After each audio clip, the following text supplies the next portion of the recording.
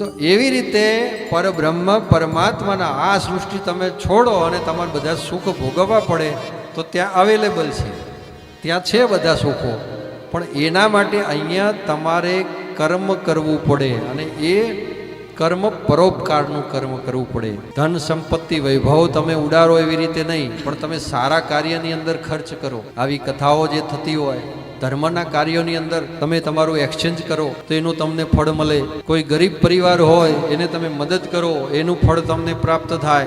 આપણે ધન સંપત્તિ વૈભવ બધું ભોગવતા હોય, પણ આપણા જ ભાઈઓ કે બહેનો દુઃખી હોય અને આપણે એમને સહેજ પણ મદદ કરીએ નહીં અને ભગવાનને ભજવા લાગી જઈએ કે હા હા ભગવાન ખુશ થઈ જાય, ભગવાન ખુશ થઈ જાય, એવી રીતે ભગવાન ખુશ ના થાય. ધર્મ પ્રોગજિત કેતવો, ભગવાને કહ્યું કે પહેલાં તમે તમારા ધર્મ નિભાવો જ્યાં જરૂર છે.